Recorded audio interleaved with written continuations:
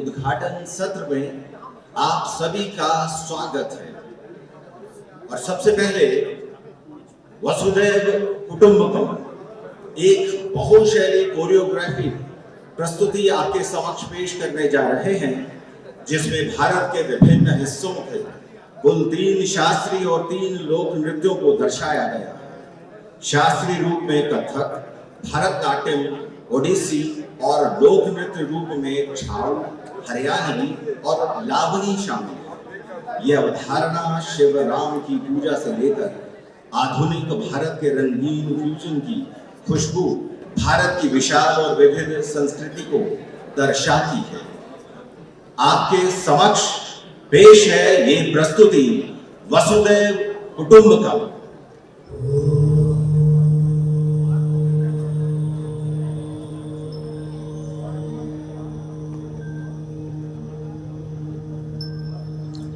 उत्तरं यत् समुद्रस्य हिमाद्रेश्चैव दक्षिणं वर्षं तद् भारतं नाम भारती यत्र संतति। ब्रह्म पुराण में श्रेष्ठ भारत को कर्म भूमि और अन्य द्वीपों को भोग भूमि कहा गया है।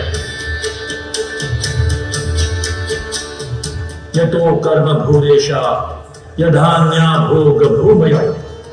उदात्त मानसिक, आत्मिक और शारीरिक शक्तियों के विकास को ही संस्कृति की कसौटी मानने वाली उदार चरिता नाम तू वसुधैव कुटुंबकम स्वीकार करने वाली भारतीय चेतना आज के युद्ध, आतंक, संत्रास के वातावरण वाले विश्व में वसुधा को कुटुंब मानने के लक्ष्य को सिद्धि तक पहुंचाने के लिए निरंतर प्रयासरत है।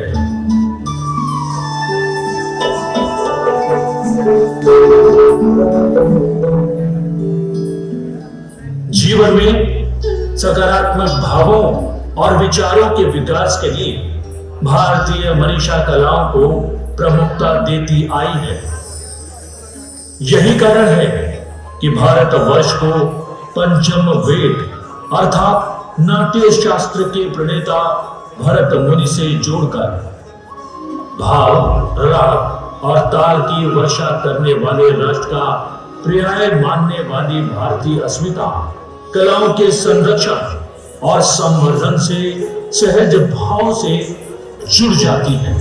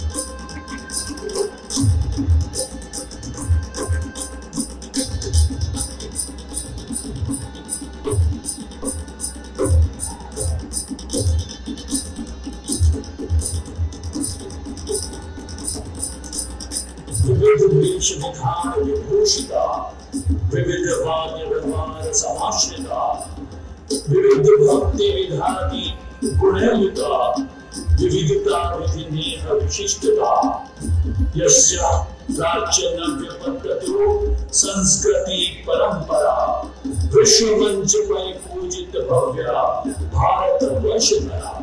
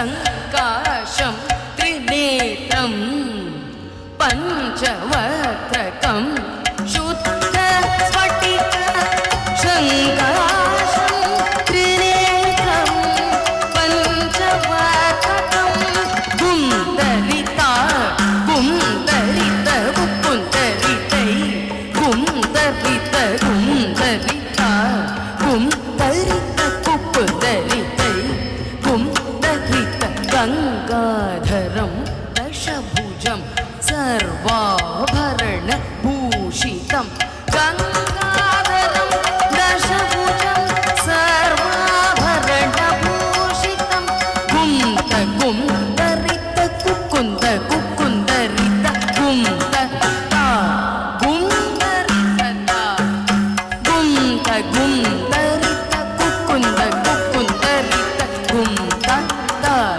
कुन्दरितता नीलग्रीवं शशाङ्काङ्कं नागयज्ञ उपवीतिनं नीलग्रीवं शशाङ्काङ्कं नागयज्ञ उपवीतिनं कुन्दरि कुकुन्दरि कुकुन्दरि कुन्दरि कुकुन्दरि कुकुन्दरि कुन्दरि कुकुन्दरि कुकुन्दरि कुन्दरि कुकुन्दरि कुकुन्दरि व्याघ्रचर्मोत्तरीयं च वरेण्यम् अभयप्रदं व्याघ्रचर्मोत्तरीयं च वरेण्यम् अभयप्रदं व्याघ्रचर्मोत्तरीयं च वरेण्यम् अभयप्रदम्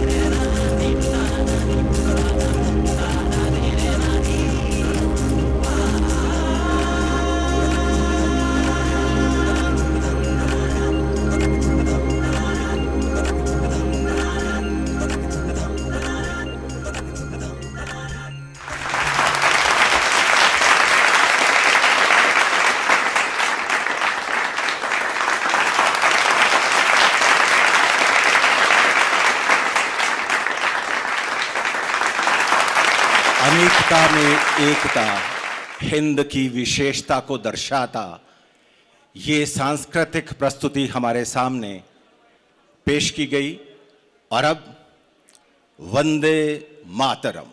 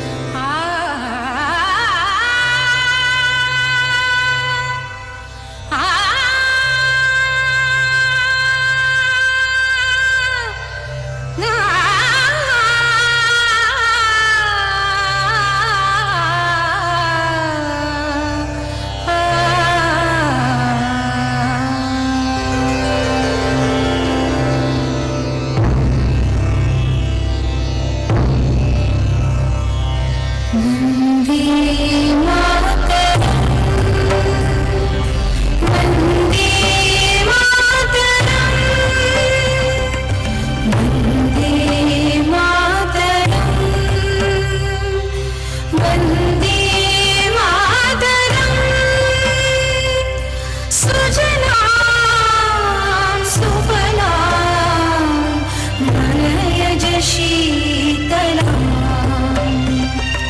सस्य श्यामला मातरं वन्दे मातरं वन्दे मातरम्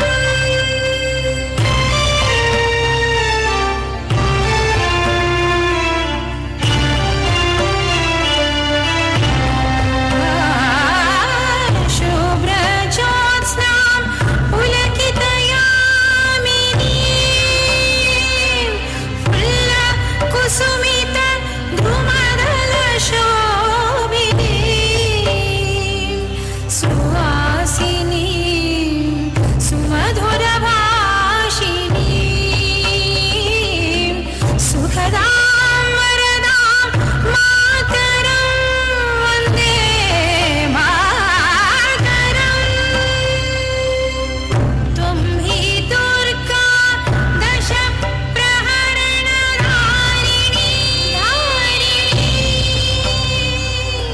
कमला कमलदल विहारिणी वाणी विद्यादायिनी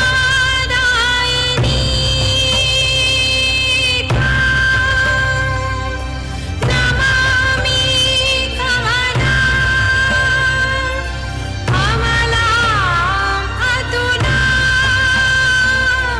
सुजलां सुफलां मातरं श्यामलां सरलां सुष्मितां भूषितां धरणीं भरणीं मातरं वन्दे मातरम् वन्दे मातरं मातरं वन्दे मातरं मातरं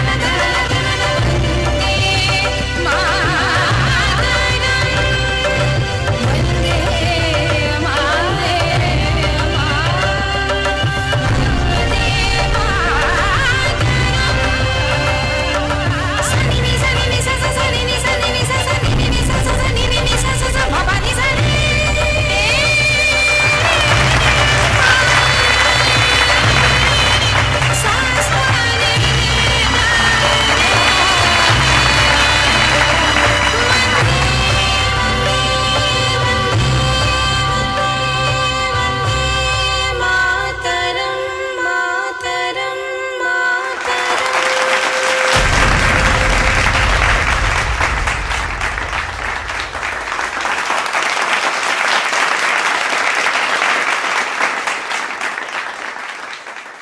पूरे हॉल से एक बार जोरदार तालियां बजनी चाहिए।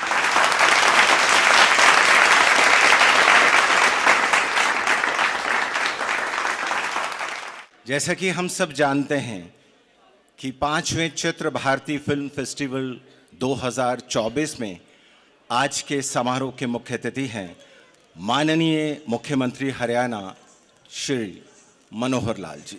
माननीय मुख्यमंत्री हरियाणा श्री मनोहर लाल जी हमारे बीच में पहुंच चुके हैं। खड़े होकर जोरदार तालियों से उनका स्वागत करिए।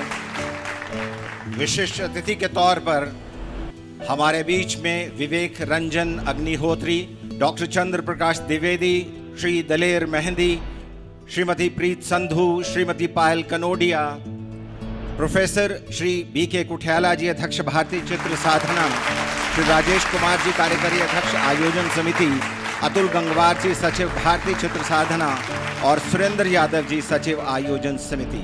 जोरदार तालियां एक बार मुख्यमंत्री महोदय के लिए।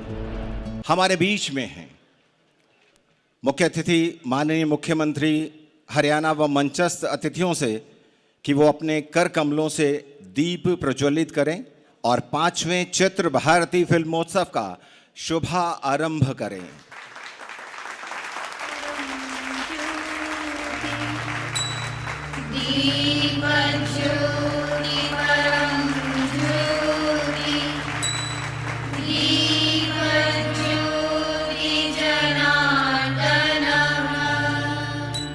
और अब हम कार्यक्रम को आगे बढ़ाते हैं। चित्र भारती फिल्म फेस्टिवल है। अतिथि देवो भव, ये शब्द भारतीयता को दर्शाता है। ये परंपरा हमारे यहाँ वर्षों से विद्यमान है। इस परंपरा के निर्वहन हेतु हमारा अनुरोध है श्री राजेश जी, कार्यकारी अध्यक्ष आयोजन समिति, कि आप आएं और आज के समारोह के मुख्य अतिथि माननीय मुख्यमंत्री हरियाणा श्री मनोहर लाल जी को स्मृति चिन्ह भेंट कर उनका स्वागत करें। तालियां बड़े जोर से बजें तो और भी अच्छा रहता है, क्योंकि हॉल में इतने सारे लोग हैं सर। और आपको बता दें कि माननीय मुख्यमंत्री हरियाणा श्री मनोहर लाल जी हरियाणा राज्य के मुख्यमंत्री हैं और कर्मठ नेता हैं जो ज़मीन से जुड़े हुए हैं और हरियाणा की तरक्की के लिए हमेशा तत्पर रहते हैं। अब हमारा अनुरोध रहेगा सुश्री बबीता फोगाट से कि आप एक भारतीय महिला कुश्ती पहलवान हैं और अपने नाम कई विश्व प्रतियोगिताओं में भारत का परचम लहरा चुकी हैं। आप हमारे विशिष्ट अतिथि विवेक अग्निहोत्री जी को सम्मानित करें।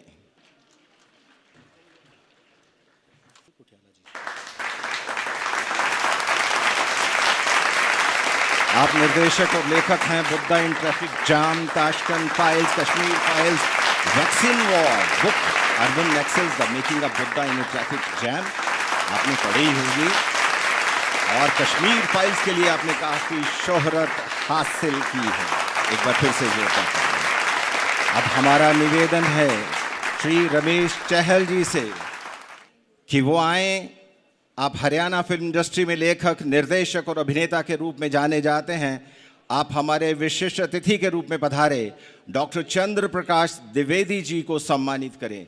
डॉक्टर चंद्र प्रकाश द्विवेदी जी निर्देशक और लेखक हैं जिन्हें पिंजर, उपनिषद गंगा और OMG 2 के लिए जाना जाता है। हमारी पीढ़ी इन्हें चाणक्य धारावाहिक से चाणक्य के नाम से जानती है।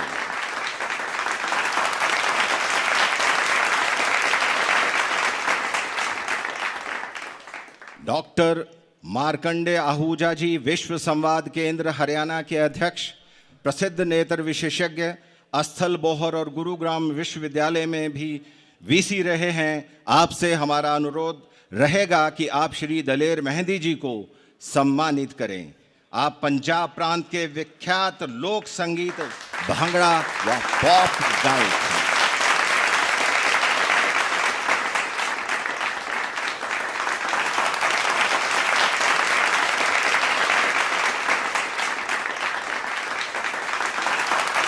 तालियां बजती रहें तो कितना अच्छा लगता है। एक म्यूजिकल माहौल सा बना रहता है, संगीत बजता रहता है। श्री मुकेश गर्ग, सदस्य हरियाणा विधि आयोग पंचकूला यमुनानगर, आपसे निवेदन है कि आप श्रीमती पायल कनोडिया, ट्रस्टी M3M को सम्मानित करें।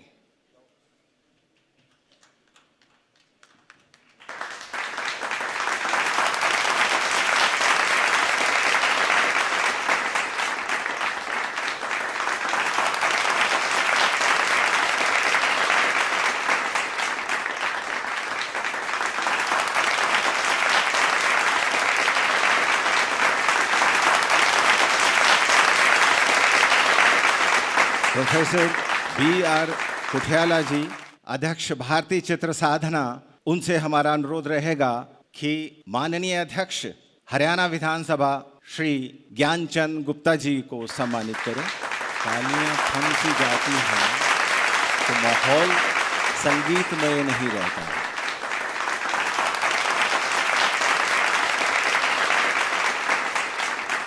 AVPL जोन आयोजन का को स्पॉन्सर है और इनका विशेष सहयोग रहा है इस फेस्टिवल के लिए। अब हमारा अनुरोध रहेगा माननीय मुख्यमंत्री जी से कि आप श्रीमती प्रीत संधू, को डायरेक्टर AVPL ड्रोन, उन्हें स्मृति चिन्ह प्रदान करें।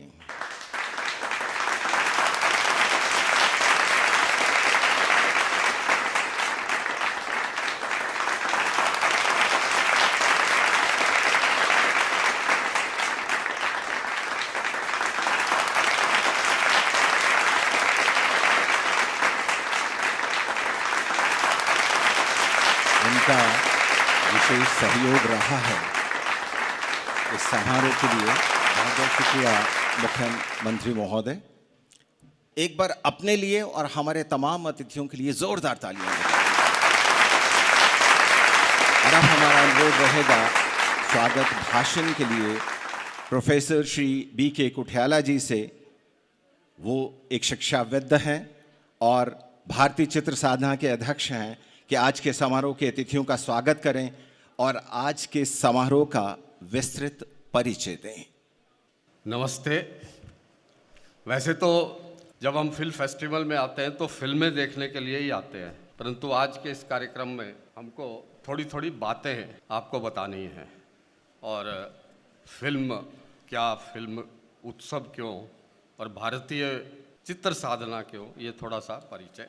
कि युग बहुत बदला है पिछले कुछ वर्षों में, और रील से लेकर और डॉक्यूमेंट्री और शॉर्ट फिल्म से लेकर फीचर फिल्म और मेगा फिल्म, सीरियल्स, इस सब ने हमारे समाज के मन को बनाने, बिगाड़ने और संवारने का बहुत काम किया है और बहुत तीव्रता से किया है, बहुत गहराई में जाके किया है, बनाया भी है और बिगाड़ा भी है। इसलिए ये आवश्यक बनता है कि समाज इस बात की ओर ध्यान दे कि किस प्रकार की सामग्री जो है वो आज हम अपने बच्चों को दें, आज के युवाओं को दें, अपने को लें। ये सब काम की व्यवस्था करने की आवश्यकता है और इसके लिए भारतीय चित्र साधना ने अपने जिम्मे ये काम लिया कि हम फिल्म जगत के जो कंटेंट प्रोडक्शन है उसके लिए हम ऐसे फिल्म मेकर्स को तैयार करें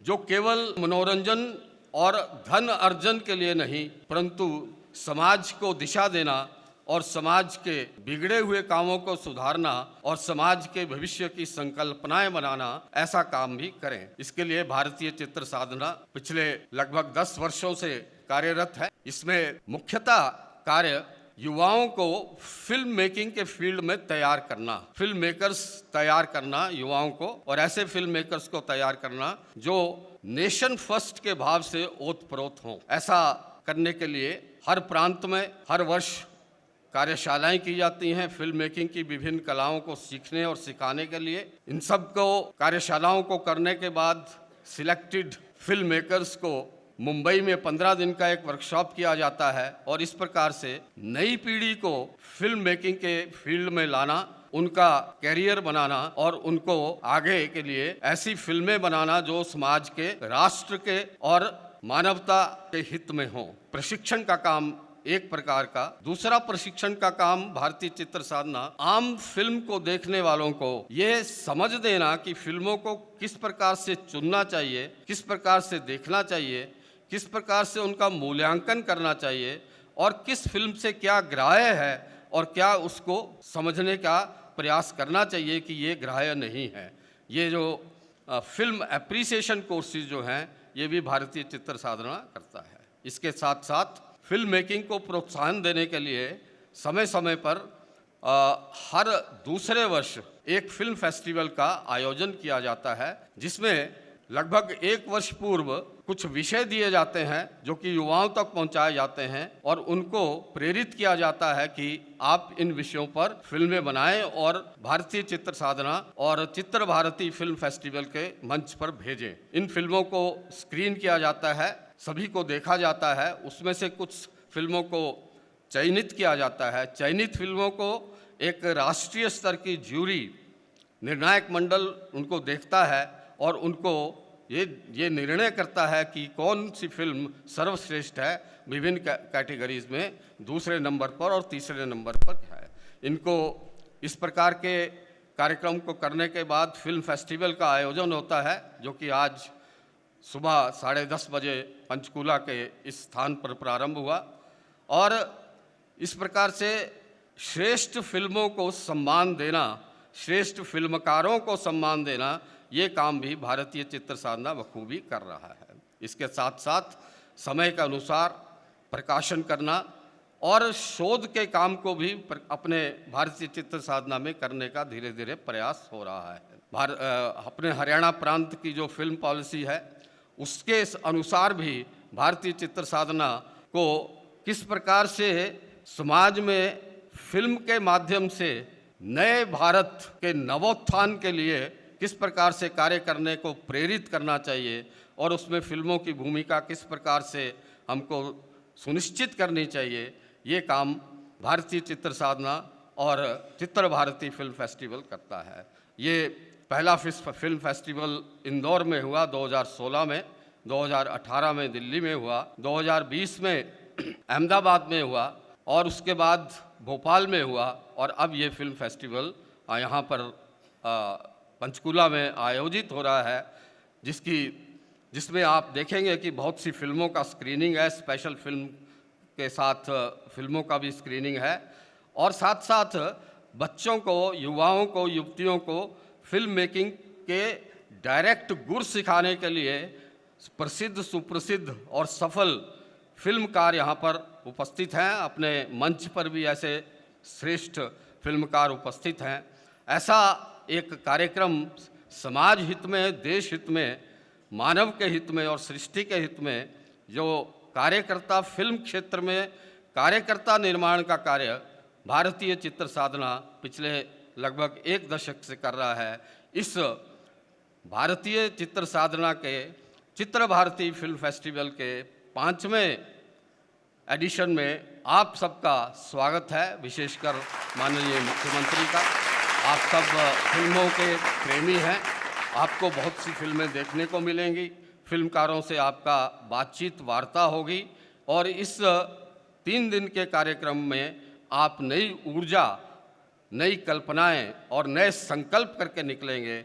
इसी आशा के साथ मैं आप सबका एक बार भारतीय चित्र साधना की ओर से हार्दिक हार्दिक स्वागत करता हुआ अपनी वाणी को विराम देता हूं। जय भारत। धन्यवाद कुठियाला जी। और अब हमारा अनुरोध रहेगा श्रीमती प्रीत संधू, को डायरेक्टर AVPL ड्रोन, कि वो अपने विचार रखें। Ladies and gentlemen, good evening. My name is Preet Sandhu and I am co-founder and director of AVPL International. Today we are here to talk about the films and about the industry of the film festivals.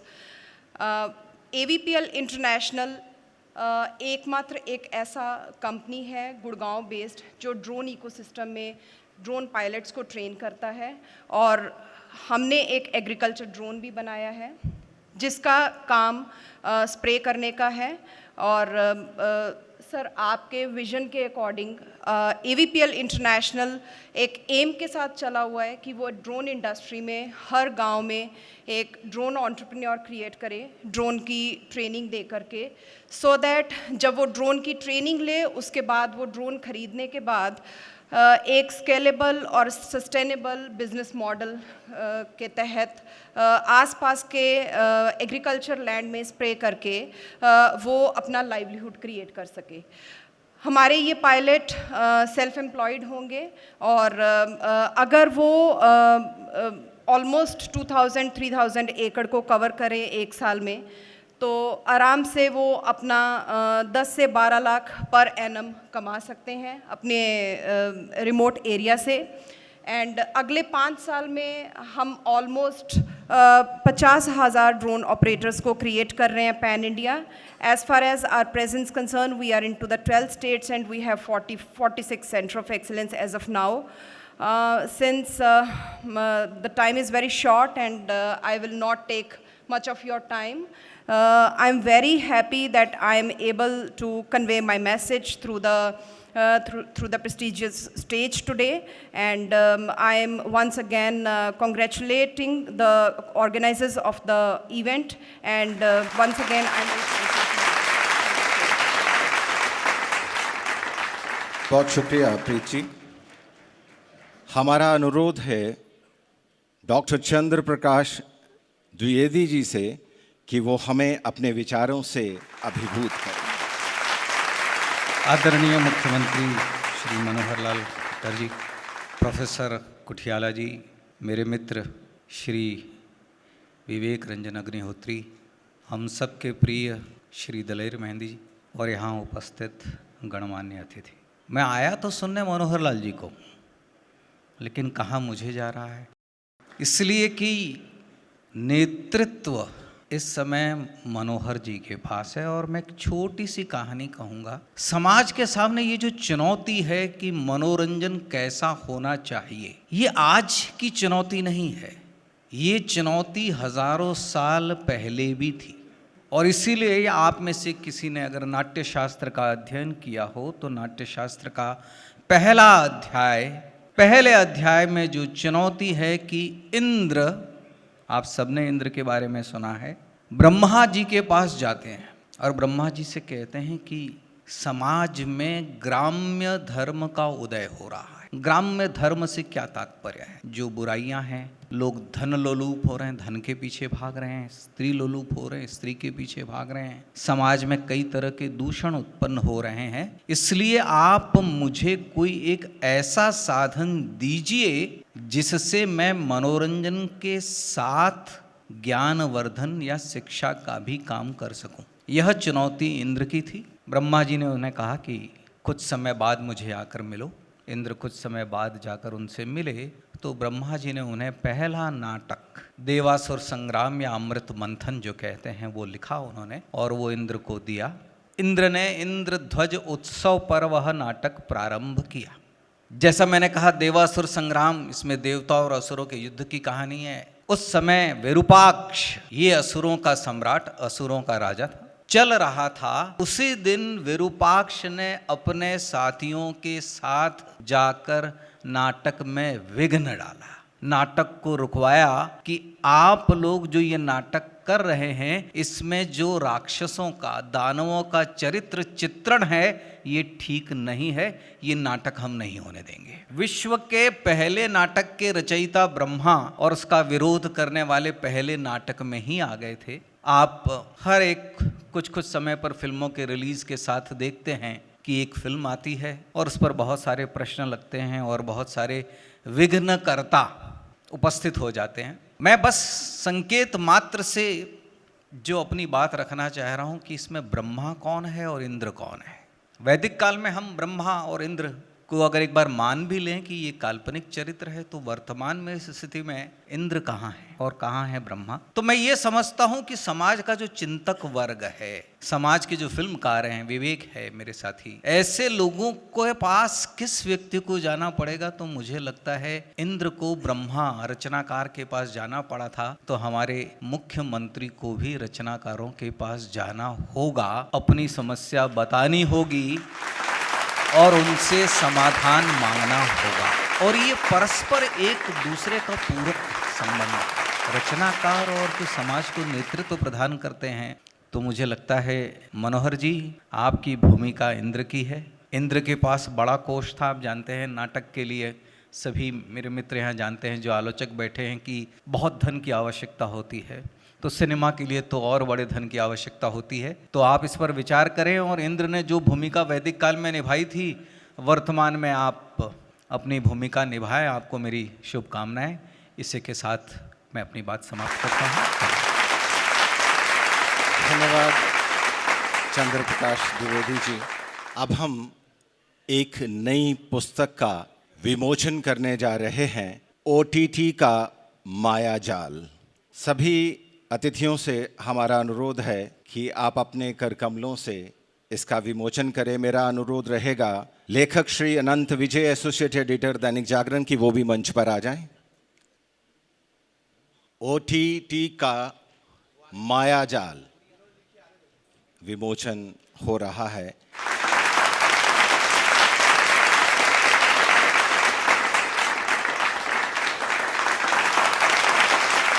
बहुत बहुत धन्यवाद सभी अतिथियों का। और अब श्री दलेर मेहंदी जी से हमारा निवेदन है कि वो अपने विचार रखें। कितने ही गीत आपने उनके सुने होंगे, कभी पॉप, कभी भंगड़ा, और सभी जगह मदमस्त करते हैं ये हमें। धन्यवाद, बहुत मेहरबानी। मैंने सिर्फ गाना ही सीखा है, बातें कभी करने नहीं आई, ना ही हिम्मत हुई कि क्या बोलूं। एक बात है कि मेरा जन्म तख्त श्री पटना साहब बिहार में हुआ। बहुत अच्छा माहौल मिला, बहुत बड़ा गुरुद्वारा था और बहुत अच्छा कीर्तन, 12 घंटे कीर्तन सुनना और 7 टाइम लंगर मिलता था। छोटा बच्चा था, खेलता था, गुरुद्वारे में जाता था। जब मेरे माता पिता गुरुद्वारा साहब में कीर्तन करते थे, शाम की हाजिरी भरते थे, तब मुझे पता था कि शाम को 6 बजे रहराज साहब का पाठ होता था। तो रहराज साहब के पाठ में सबसे पहले एक श्लोक शुरू होता है, हर जुग जुग भगत उपाया, पैज रखदा आया राम राजे, हरनाकश दुष्ट हर मारया, प्रहलाद तराया। तब मुझे पता कि मेरे ये शब्द जैसे शुरू होगा इसके बाद श्लोक होता है, तो मैं दौड़ के जाता था कि मैं ये श्लोक पढ़ूंगा। अपने माता पिता के बीच में जाके बैठ जाता था। सिर्फ इसलिए पढ़ता था कि उस टाइम मेरे गले में गुलाबों के फूलों की माला डलती थी और बहुत खूबसूरत इत्र लगाते थे। मुझे पता कि मुझे सिर्फ इत्र लगाना है और माला पहननी, इसलिए मैं जाके दौड़ के गाता था। जो भी सिखाना है आज के बच्चों को, आप गुरु ग्रंथ साहब के उनकी वाणी, उनके विचार बच्चों को ज़रूर सुनाएं, सिखाएं, वो बहुत काम आएंगे। मेरे माता पिता, उन्होंने बहुत पढ़ाई नहीं की थी, स्कूल भी बहुत कम ही गए होंगे, लेकिन मैं बहुत शुक्रगुजार हूँ उनका कि उनकी बदौलत मुझे भगत प्रहलाद, ध्रुव भगत, भगत नामदेव, भगत रविदास, भगत कबीर, भगत त्रिलोचन, भगत रामानंद जी, बाबा शेख फरीद, इतने बड़े बड़े भक्तों के बारे में, उनकी स्टोरी के बारे में सुनने को मिला। कहानियाँ मेरे माँ बाप ने मुझे बहुत सुनाई और किस तरह भगवान कृष्ण की बातें सुनाते थे कि बिदर के यहाँ गए खाना खाने, भगवान को अहंकार अच्छा नहीं लगता, राजा ने बुलाया अपने घर में खाने के लिए, लेकिन भगवान कृष्ण बिदर के घर में गए और वहाँ पे जाके साग खा के खुश हो गए। भगवान को हरदम बिल्कुल ही भाव चाहिए, अमीरी नहीं चाहिए। तो भगवान सिर्फ भक्ति का भूखा है। तो ऐसी बातें, इतनी अच्छी अच्छी स्टोरियाँ मैंने सुनी। मैं बहुत शुक्रगुजार हूँ भगवान का कि ऐसे घर में, गुरुद्वारे में जन्म दिया, जिससे मुझे सब धर्मों से प्रीत, सब धर्मों की वाणी समझ आई और सिर्फ प्यार प्यार प्यार प्यार ही समझ आया। एक बहुत छोटे से महापुरुष की मैंने बात सुनी थी। उन्होंने 25 साल पहले वो गाना में लिखी थी, वो पूरे वर्ल्ड में गाना चलता है, दुनिया यारा रंग बिरंगी, नाए पैड़ी नाए चंगी। दुनिया रंग बिरंगी है, ना ये बुरी है ना ये अच्छी है। सुन यारा बोले कि तारा, मेहंदी दा यारा, तुनुक तुनुक तुन तुनुक तुनुक तुन तुनुक तुनुक तुन तारा।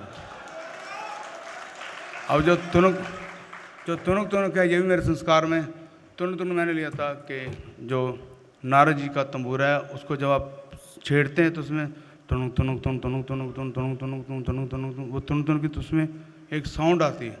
तो मैंने ऐसा गाना बनाया था कि तुनुक तुनुक तुनुक तारा, ढोलना बजे तुम्बे वाली तार, ढोलना है मेरी आत्मा, ये तुम्बे की तार जो बज रही है, जो मेरी सांसें हैं ये तार है, ये हरदम चल रही है और ये तुन तुन तुन कर रही है।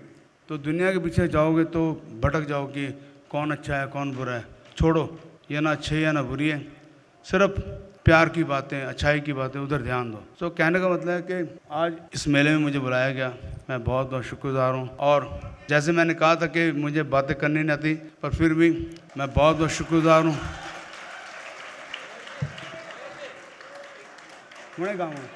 और मैं बहुत शुक्रगुजार हूँ मनोहर लाल जी का, सीएम साहब का, जिनको मैं बिल्कुल अपने बहुत बड़े माता पिता के दर्जे में देखता हूँ। और जैसे द्विवेदी जी कह रहे थे कि इंद्र एक चाहिए, तो ब्रह्मा इंद्र आपके खुद अंदर ही बैठा हुआ है।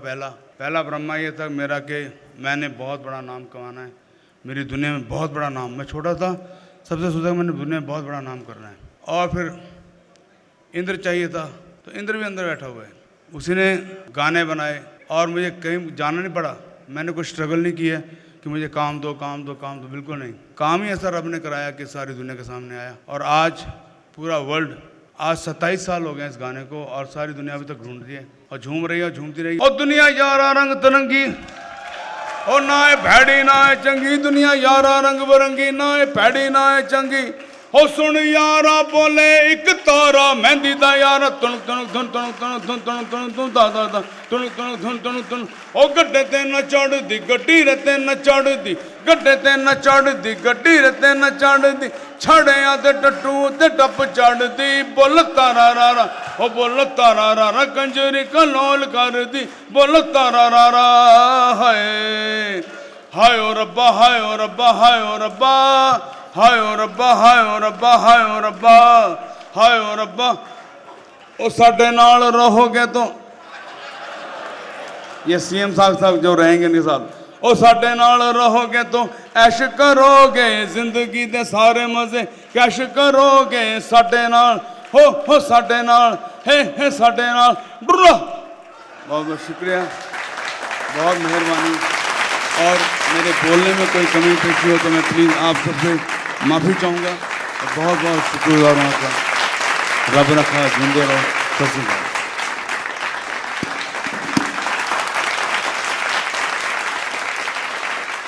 बहुत बहुत शुक्रिया दलेर जी। श्री विवेक रंजन अग्निहोत्री जी हमारे बीच में हैं, उनसे अनुरोध है कि वो आएं और अपने विचार रखें। Buddha in traffic jam, Tashkent files, Kashmir files, क्या कुछ नहीं किया इन्होंने। खट्टर साहब प्रेरणा के स्रोत हैं। बहुत लोग शायद नहीं जानते होंगे, पर मुझे जानने का मौका मिला। आप उनके बड़े सिंपल विनम्र व्यक्तित्व पे ना जाइए, उनके यहाँ जाके मुझे पता चला कि ये टेक्नोलॉजी के सुपर हीरो हैं। खट्टर साहब के घर में मैंने देखा, इन्होंने बुलाया नाश्ते पे, तब कहने आइए आपको कुछ दिखाता हूँ। यानी आप कभी मौका लगे तो आप देखिएगा। मॉडर्न टेक्नोलॉजी, मॉडर्न बातें, आधुनिक विचारधारा, और मॉडर्निज्म को वेस्टर्नाइजेशन मत समझ लीजिएगा गलती से। मॉडर्नाइजेशन बहुत अच्छी चीज़ है और हर व्यक्ति को मॉडर्नाइजेशन की तरफ मूव करना चाहिए।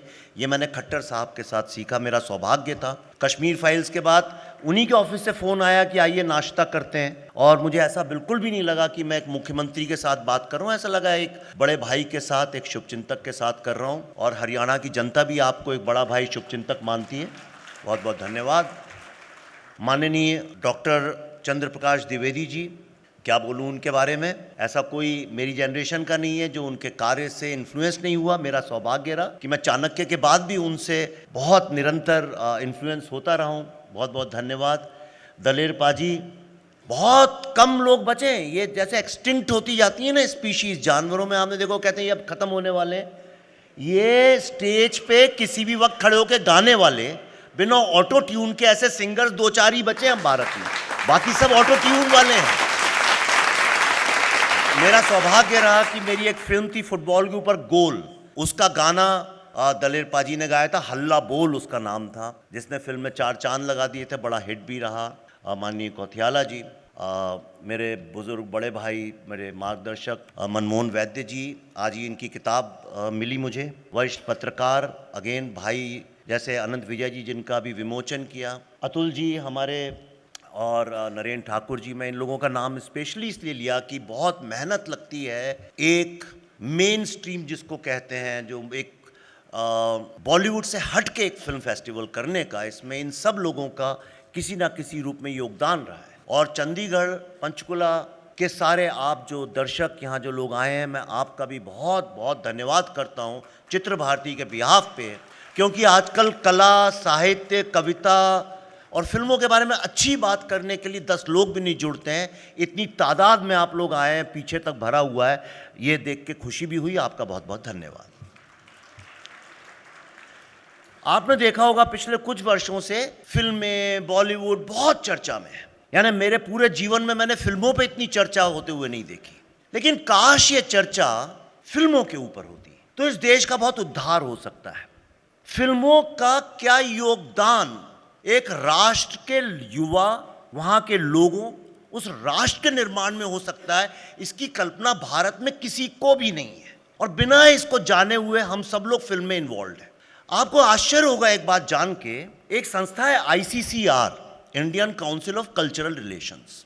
तो उनके यहाँ से मुझे फ़ोन आया कुछ वर्ष पहले, उन्होंने कहा कि हम ICCR में एक नया शुरू करना, Indian council of cultural relations, याद रखिए कल्चरल वर्ड, उसमें हम एक सिनेमा को भी जोड़ना चाहते हैं। मैंने कहा जोड़ना चाहते हैं मतलब अभी तक नहीं था? कहते हैं हाँ, सिनेमा तो कभी कल्चर का पार्ट ही नहीं था, पर अब हम जोड़ना चाहते हैं। ऐसा नहीं कि उसे जोड़ने से कुछ फर्क पड़ गया, पर इस बात को जरा गंभीरता से सोचिए।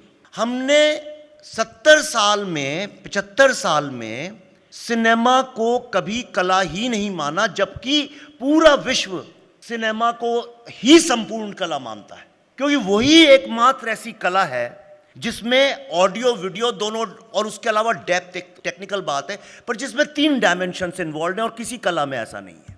और ये तो आप भी जानते होंगे, एक अच्छी फिल्म आपको कई रातों तक सोने नहीं देती, एक अच्छी फिल्म आपको महीनों सालों तक उसके बारे में सोच के गुदगुदाती है, हंसवाती है। कितनी फिल्में हैं जिसने लोगों के एटीट्यूड चेंज कर दिए हैं।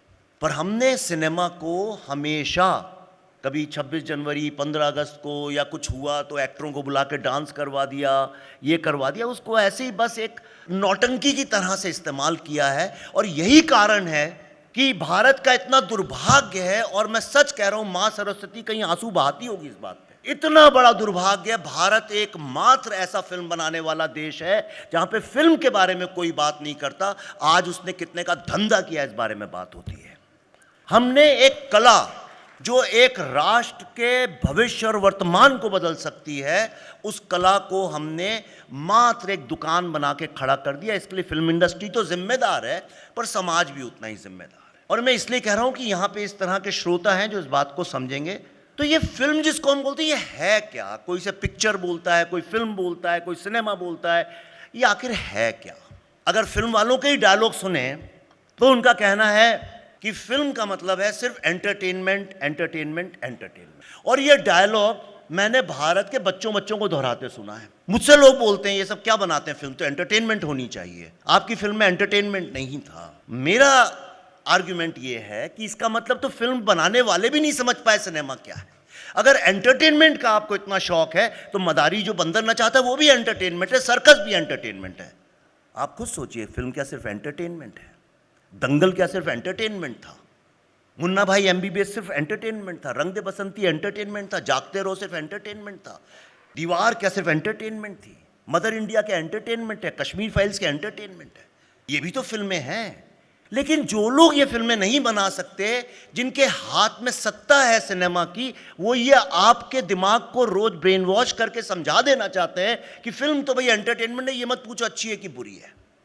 दूसरा, आपने सिनेमा में एक डायलॉग सुना होगा, बोल नहीं सकता पर उसको चेंज कर देता हूं, जिसका है कि जब तक सिनेमा है जनता मूर्ख बनती ही रहेगी या बेवकूफ बनती रहेगी। ऐसा नहीं है, जब तक लोग जनता को बेवकूफ बनाते रहेंगे जनता बेवकूफ बनती रहेगी। ये कंप्लीट डायलॉग है।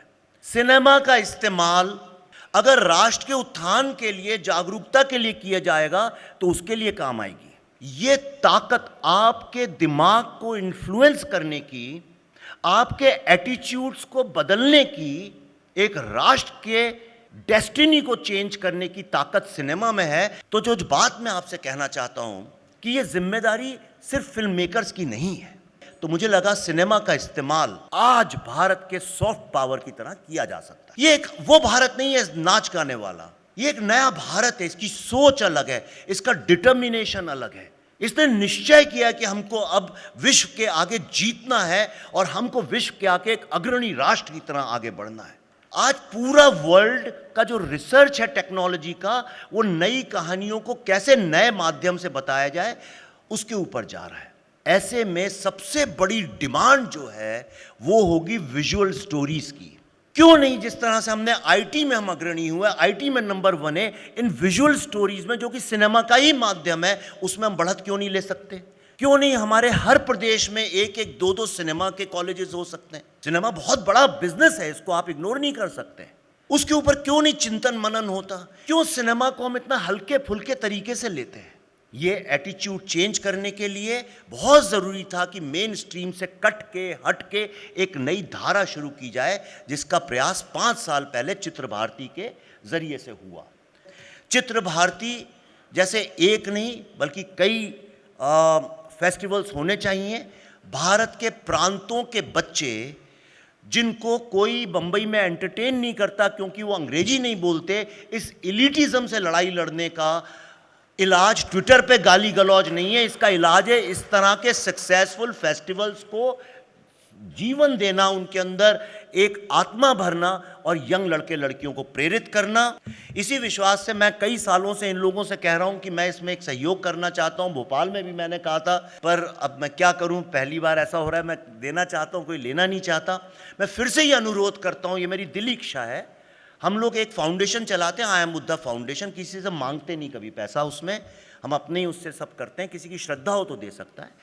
और ये एकमात्र ऐसी फाउंडेशन है जिसका मकसद सिर्फ एक है, जो भारत के युवा युवतियां अंग्रेजी नहीं बोलते, जो छोटे शहरों से मध्यम वर्गीय, निम्न मध्यम वर्गीयों से परिवारों से आते हैं, सुन लीजिए पहले, परिवारों से आते हैं, जिनको बंबई में सिर्फ इसलिए दाखिला नहीं मिलता या और जगहों पे क्योंकि वो एलीट समाज से नहीं है, उन लोगों को खड़ा करना, उनके टैलेंट को पकड़ना, उनको मेंटोर करना, उनको प्रमोट करना, हम ऐसा काम करते आए हैं। और आज फिल्म इंडस्ट्री में हमने कम से कम 30 से 40 यंग लड़के लड़की जो काम हमारे मेंटोर किए हुए हमारे फाउंडेशन की तरफ से, वो आज सक्सेसफुल लिरिसिस्ट, रिसर्चर्स, डायरेक्टर्स सब स्थापित जगह पे हैं। कुछ लोगों के नाम आप जानते भी हैं।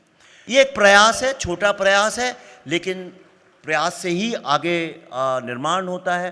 मैं फिर से आपसे कहूँगा, I am Buddha foundation 1 lakh रुपए शॉर्ट स्टोरी के रिसर्च के लिए मैं देना चाहता हूँ। पहले मैंने आपसे कहा था फिल्म बनाने के लिए, पर वो तो हो ही जाएगा, पर रिसर्च, क्योंकि एकमात्र पूरे विश्व में अगर आप देखें, एकमात्र एक इंडस्ट्री है भारत की फिल्म इंडस्ट्री जिसका रिसर्च का बजट है 0%। एक पैसा नहीं खर्च करते रिसर्च के ऊपर। रिसर्च जो करते हैं, कपड़े क्या पहने थे, पर उसे रिसर्च नहीं बोलते।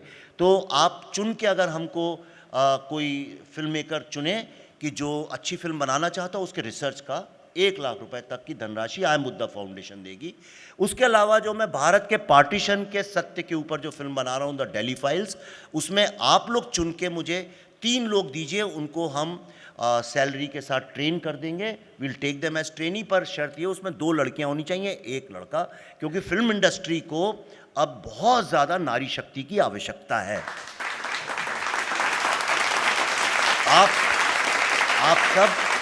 आप सब सिनेमा के बारे में थोड़ी अपनी धारणा बदलिए।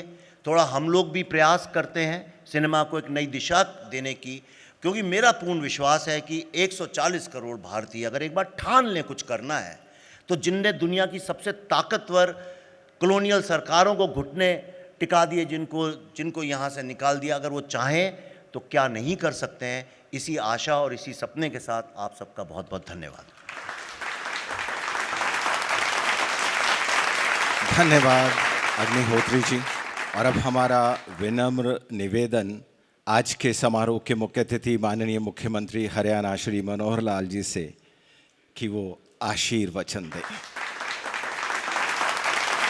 मंच पर विराजमान हरियाणा विधानसभा के हमारे अध्यक्ष श्री ज्ञानचंद गुप्ता जी, भारतीय चित्र साधना के आयोजन सचिव श्री सुरेंद्र यादव जी, फिल्म निर्देशक श्री चंद्र प्रकाश द्विवेदी जी, और जिनको अभी हम सुन रहे थे, बहुत सा एक चित्रपट पर जो फिल्म हम देखते हैं, वहाँ तो शायद एक टेम्परेरी थोड़ी देर का एक विचार और एक मन का भाव चलता रहता, लेकिन जो प्रत्यक्ष जब हमने सुना है श्री विवेक रंजन जी को, तो ऐसा लग रहा था कि पूरी कला और पूरा चित्रपट पर एक पूरी कथा चल रही है। जिस प्रकार का आपने सारा विषय बताया और वास्तविक जीवन से जुड़ा हुआ बहुत ही एक अच्छे प्रकार से अग्निहोत्री जी ने विषय हमारे सामने रखा। और फिर विख्यात गायक जो जब बोलना शुरू करते हैं तो भाषण के बजाय गाने पर आकर के जैसा मनोरंजन हमारा करते हैं, जैसे भाई दिलेर पेंदी जी, हमारे बीच में शिक्षा जगत के पुरोधा श्री BK कुठियाला जी, आज इस अवसर पर पधारे मंच पर विराजमान अन्य सभी महानुभाव, सामने बैठे हुए फिल्म जगत के फिल्म हस्तियाँ और इस जगत के जो 600-650 लोग यहाँ विराजमान हुए, सब अपना अपना योगदान देने के लिए आए, ऐसे सभी महानुभाव, इस अवसर पर आपका सबका मैं अभिनंदन करता हूँ। बात मित्रों भाइयों बहनों चल रही है फिल्म की। अब ये फिल्म है, पिक्चर है, सिनेमा है, जो भी नाम इसका रखते हैं, बहुत प्रकार के विषय मन में बैठे बैठे आ रहे थे। कोई मैं यहाँ बोलने के लिए करने के लिए आया था, ऐसा नहीं है। मुझे तो ये कहा कि कुछ बंधुओं से आपका परिचय हो जाएगा, मिलना हो जाएगा। फिल्म जगत में एक नई दिशा के अंदर हम जो काम कर रहे हैं भारतीय चित्र साधना के माध्यम से, उसमें कुछ योगदान कोई हो तो वो भी आप कर सकते हैं। तो मेरे मन में आया थोड़ा चलेंगे, विचार करेंगे। लेकिन जब इस फिल्म के बारे में विचार कर रहा हूँ तो फिल्म का इतिहास, वो चाहे दादा साहब फाल्के के पहली फिल्म बनाने के समय से लेकर मूक फिल्में जब चलती थी, बाद में जो फिल्म ऐसी बनी जिनको जिनका आवाज भी साथ में रिकॉर्ड शुरू हो गया। शायद आलम आरा पहली फिल्म थी कि जिसमें आवाज भी साथ आई, वरना उससे पहले मूक फिल्में होती थी। पहली फिल्म राजा हरीशचंद्र जी के नाम से बनी थी और ये सिलसिला शुरू हुआ। शुरू होने के बाद किस प्रकार की फिल्में बने, ये बात ठीक है कि पहले किसी महान व्यक्ति के जीवन की कथा वो कैसे न कैसे समाज के सामने आनी चाहिए कि उसका आदर्श क्या था, उसमें गुण क्या थे, विचार क्या थे, और उसके उस जीवनी से समाज आगे क्या सीख सकता है। क्योंकि ये ज्ञान प्रवाह या तो श्रवण से मिलता है, या पठन से मिलता है, या दृश्य से मिलता है। पठन के लिए पुस्तकें छापी जाती हैं, कहानियाँ लिखी जाती हैं, उपन्यास लिखे जाते हैं, इतिहास उसमें भरा जाता है, उससे बहुत सी प्रेरणा, बहुत से विचार, संस्कार हमको मिलते हैं। कहानियाँ, कथाएं हम सुनते हैं, हमारी दादी नानी सुनाती है, बचपन में जब हम सुनते हैं उनका भी कितना असर होता है सुनते हुए, उसमें संस्कार होते हैं, अच्छी बातें होती हैं, बच्चा कैसे बड़ा होकर के अच्छा नागरिक बने, ये हमारी दादी नानी की चिंता रहती थी। और उसी में से दृश्य किस प्रकार से पटकथा को दृश्यावली के माध्यम से दिखाया जाए, ये फिर पटकथा का सारा सिस्टम शुरू हुआ। बाद में ये मनोरंजन के रूप में चला गया, क्योंकि हर व्यक्ति की पसंद अलग अलग होने लगी। उसको लगा कि मजा किस चीज में आता है, चलो 1-2 घंटे के लिए, 3 घंटे के लिए, शायद जीवन के अंदर बहुत से उहापोह होते हैं, तनाव चढ़ाव उतार होते हैं, तो उसको भूलने के लिए चलो आज फिल्म देख के आते हैं, उसमें मनोरंजन होता है। मनोरंजन होते होते दिशा बदल गई, भोंडी फिल्में भी शुरू हो गई, अश्लीलता भी उसमें घुस गई। तब ये कुछ लोगों को चिंता हुई इस बात की कि अगर ये दिशा आगे पकड़ गई तो जो हम संस्कार देने की बात करते थे फिल्मों के माध्यम से, वो तो कुसंस्कार में बदल गया, दिशा बदल जाएगी तो समाज में विकार आ जाएंगे। एक होड़ लग गई, और उस होड़ के अंदर आज आवश्यकता इस बात की है कि फिल्मों को उस दिशा में न ले जाना दिया जाए। जब ये टेलीविजन आए, उससे पहले फिल्में कुछ बच्चे, कुछ नौजवान छुप छुप के देख के आते थे, कहीं माता पिता को पता ना लग जाए, क्योंकि हर प्रकार की फिल्में बनती थी। अच्छी फिल्म आती थी, शायद वो बहुत ज़्यादा चलती भी नहीं थी। मुझे ध्यान में है कि उपकार फिल्म आई थी मनोज कुमार जी की, मेरे देश की धरती सोना उगले उगले हीरे मोती, अच्छी थी, संस्कार देने वाली थी। लेकिन अब ठीक मुझे याद नहीं है, लेकिन मैं मान सकता हूँ कि शायद उतनी लंबी नहीं चली होगी जितनी लंबी शोले चली होगी, क्योंकि किस प्रकार का उत्तेजना मन में पैदा करने वाले दृश्य ये दिखाए जाए जो सामने वाले व्यक्ति को कुछ ना कुछ आनंद दे दें, मजा दे दें, और मनुष्य स्वभाव से अच्छाई की सीढ़ी पर चलना कम चढ़ता है, गिरावट की ओर आगे बढ़ने के लिए उसको अवसर मिल जाए तो उसकी तरफ बढ़ता चला जाता है। हमें इसमें एक विवेक रख करके इन चीज़ों को आगे बढ़ना पड़ेगा। जब टेलीविज़न आया तो ऐसी फिल्में ऐसी भी दिखाई देने लगी उस समय टीवी के ऊपर, चलचित्र के ऊपर, कि परिवार के सब लोग बैठ करके एक साथ फिल्में देख नहीं सकते। उसका दुष्प्रभाव हुआ। उसको रोकने के लिए फिर ये भारतीय चित्र साधना जैसे संगठन और संस्थाएं, उन्हीं का आज स्वरूप जो आज हमको दिखाई दे रहा है, ऐसे लोगों ने मोर्चा संभाला है और अच्छी फिल्में कैसी बनाई जाए उन फिल्मों की ओर आगे बढ़ने लगे। तो मैं तो आज इतना ही कहूँगा कि सामने वाले व्यक्तियों को हमको संभालना है, समाज को संभालना है, नागरिक को संभालना है। फिल्म, अच्छी फिल्म ये लोगों को बनाती है, अच्छा बनाती है, बिगाड़ भी देती है। और अच्छे लोग बन गए तो समाज अच्छा बन जाएगा, बुरे लोग बन गए तो समाज खराब हो जाएगा। हमको भविष्य की चिंता करनी है तो अच्छी फिल्मों की ओर आगे बढ़ें। हाँ, एक बात और कभी ध्यान में आती है कि हमको एक और बात भी बतानी चाहिए, हो सकता है फिल्म जगत के वो हित में ना हो, वो ये है कि हर व्यक्ति उसको ये संस्कार देना चाहिए, वो पहले अपने आप को पहचानना शुरू करे, और वो खुद जो अपना जीवन जी रहा है उसके जीवन में भी उसी प्रकार के उतार चढ़ाव बहुत आते हैं। मस्तिष्क में विचार आते हैं, मन के भाव उठते हैं, विचारों के और भाव के ये संघर्ष भी चलते रहते हैं। किसी भी व्यक्ति का पूरा जीवन शुरू से लेकर आखिर तक जो स्वयं सोचना शुरू कर दे और एक 15 मिनट सोच ले कि मैं कहाँ से चला था, कौन सा सफ़र किया, पढ़ाई की तो क्या हुआ, फिर अपने व्यवसाय को शुरू करने लगा तो क्या हुआ, शादी हो गई, शादी के बाद क्या हुआ, परिवार बस गया, उसमें कौन कौन सी अच्छाइयाँ, कौन कौन सी कठिनाइयाँ, बुराइयाँ क्या क्या आई, आज मैं कहाँ खड़ा हूँ। अगर 15 मिनट के लिए आदमी अपना 50-40 साल का या 20-25 साल जो उसकी आयु है, अपने जीवन को एक बार बैठ के 15 मिनट याद कर ले, पूरी फिल्म बन जाती है। फिल्म से नीचे नहीं होता वो पूरी फिल्म बन जाती है। मेरी आयु आज 70 साल की है। निंदाना गांव में जन्म हुआ था, बहुत छोटा था। वो घटना भी आज याद है जब चारपाई का जो पाही होती है, जो बांस होता है चारपाई का, उस बाही के साथ मैं जब ऊपर चढ़ने लगा तो मेरे पेट के ऊपर एक फोड़ा, एक फुंसी थी, वो फुंसी रगड़ खा के वो टूट गई, फुंसी फूट गई, लोहा अपना लहू लुहान हुआ, दर्द हुआ। परिवार के लोगों ने संभाला। यानी आयु क्या रही होगी? 4 वर्ष। इतनी छोटी कद का एक व्यक्ति, जो बालक, उसको अपनी वो घटना याद है। और उस समय से लेके आज, उस समय क्या मन में ख्याल आया था कि ये दायित्व मिलेगा, क्या मैं प्रदेश का मुख्यमंत्री बन जाऊंगा?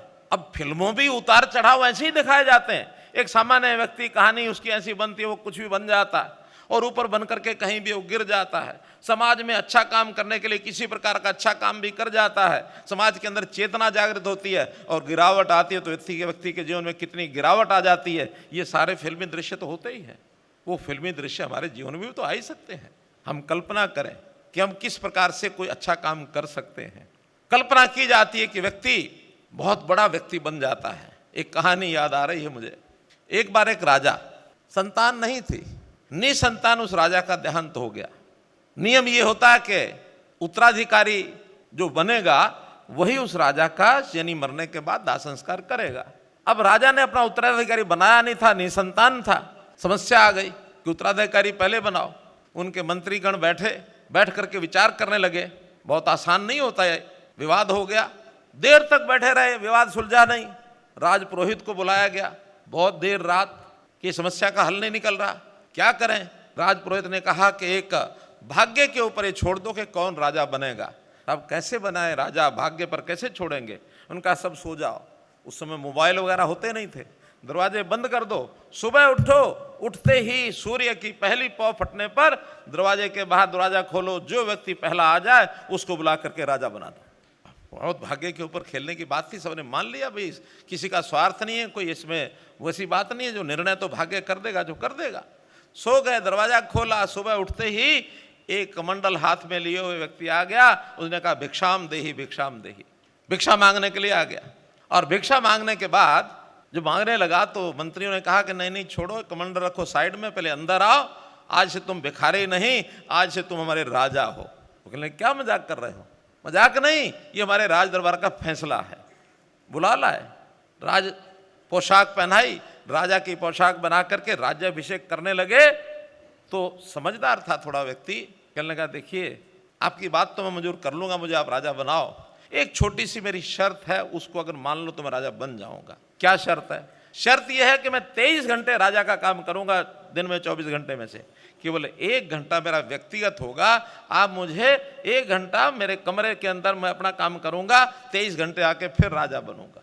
मंत्रियों ने आपस से विचार मंत्रणा की। मंत्रणा करने के बाद कहा कि आखिर राजा सोता भी तो है, व्यक्तिगत काम भी तो करता है, कौन सा 24 घंटे राजगद्दी बैठना होता है। 1 घंटा और इनको व्यक्तिगत देते हैं तो उसके बाद भी राजा का काम तो चल ही जाएगा, राजा के नाम से काम चलता है। कहने लगे मंजूर है। अब वो 23 घंटे राजा रहे, 1 घंटे अपने कमरे में चला जाए, वापस आके फिर राजा का काम, फिर 1 घंटा। 6 महीने हो गए। 6 महीने बाद उनके जो जासूस थे, गुप्तचर थे, जो गुप्तचरों को ध्यान में आया कि एक बार पता तो करें 1 घंटे करता क्या है, कहीं ऐसा तो ना हो कि कोई षड्यंत्र ऐसा रच रहा हो और कल को हमारा राजपाटी चला जाए, टॉपल हो जाए राजगद्दी।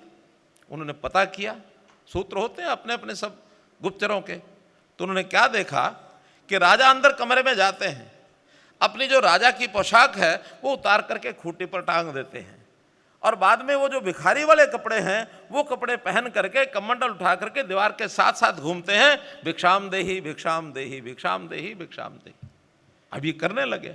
राज दरबार में अचानक प्रश्न उठा के महाराज ये तो हमने पता कर लिया कि आप क्या करते हो, लेकिन प्रश्न इतना ही है कि आप क्यों करते हो। कहने लगा अगर आपको यही पता नहीं मैं क्यों करता हूं तो काहे कि आप राज दरबारी, इतनी बुद्धि इतना ज्ञान तो आपको होना ही चाहिए। नहीं महाराज हमें समझ में नहीं आया, बताओ। कहले देखिए जिस भाग्य ने मुझे राजा बनाया है, अगर उसी भाग्य के कारण से वापस भिखारी बन गया तो अपना काम तो ना भूल जाऊं।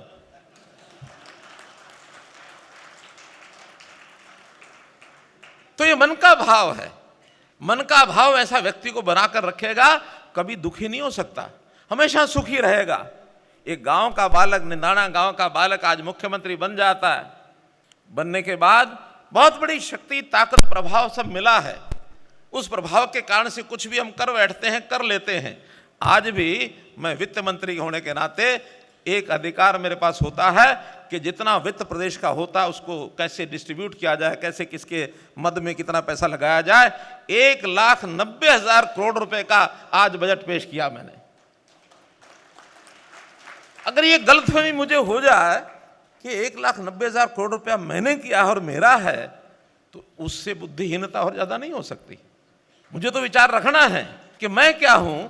मैं एक नागरिक हूं, सामान्य नागरिक हूं प्रदेश का, और सामान्य नागरिक के नाते से मेरी व्यक्तिगत हैसियत जितनी है उतनी है। लेकिन ये 2,80,00,000 लोगों ने मुझे मुख्यमंत्री बना के दायित्व दिया है, उस दायित्व का निर्वह कर रहा हूं। मुझे ये घमंड नहीं है इस बात का कि हाँ कोई मेरा इतना बड़ा स्थान बन गया। व्यक्ति अपने आप को, जीवन को इस फिल्म के रूप में देखे, उस फिल्म के रूप में देख करके ना कभी वो परेशान हो सकता है, ना कभी बहुत प्रसन्न हो सकता है। संतुलन बना करके स्थित प्रज्ञ, गीता ने कहा स्थित प्रज्ञ होकर जो व्यक्ति रहेगा उसके जीवन का आनंद ही अलग है। और जो इस प्रकार का काम करेगा उसको ये चित्रकला की फिल्मों से प्रभावित होने की आवश्यकता नहीं होती। फिर मैं कोई चित्रकला के विरोध में नहीं हूं, लेकिन व्यक्ति अपने जीवन में इस उतार चढ़ाव के कारण से, आनंद लेने के कारण से पैसा खर्च के फिल्म में जाए, इसकी बजाय सोचे कि संस्कार अच्छे लेने के लिए इस फिल्म में आगे की तरफ अपने बच्चों को, परिवार को बढ़ाना चाहिए।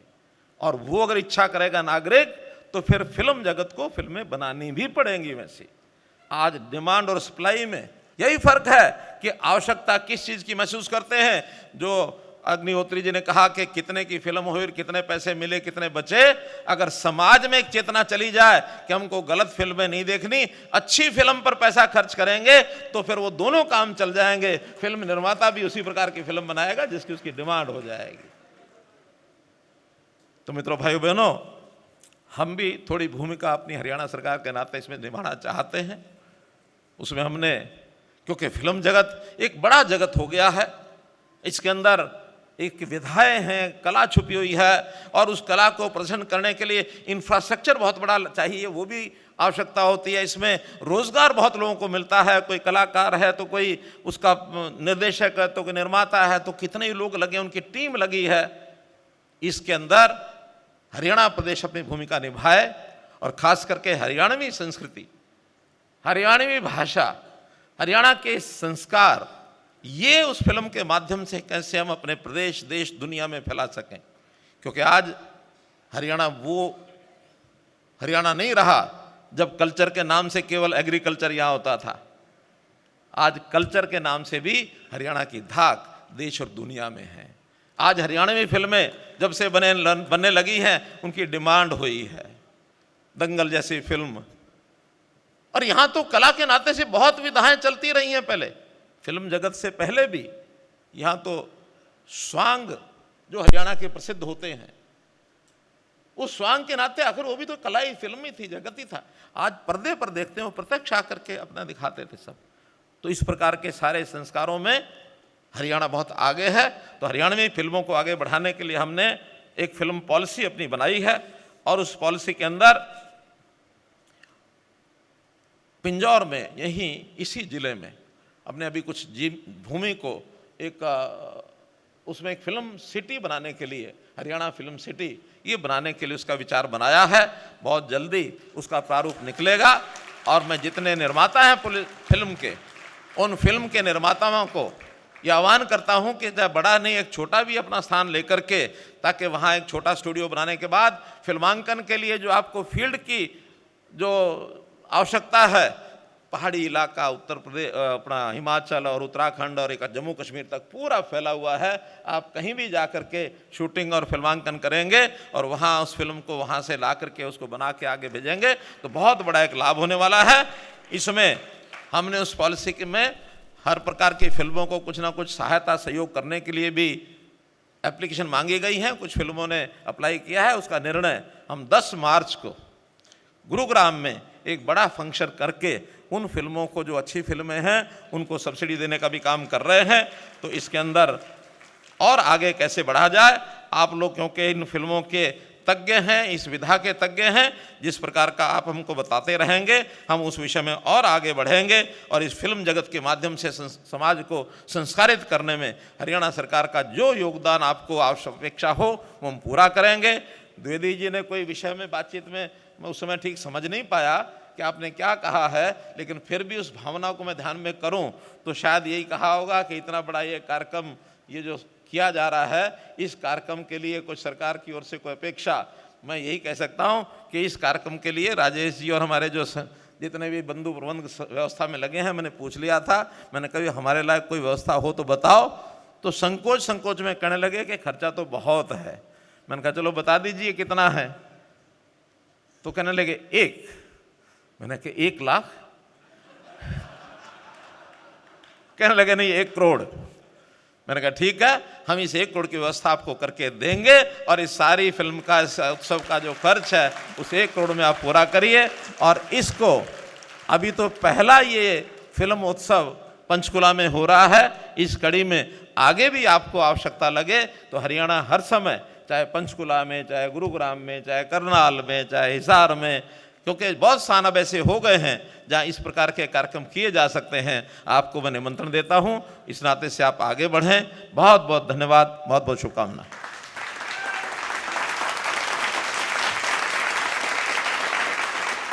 बहुत बहुत शुक्रिया मुख्यमंत्री महोदय।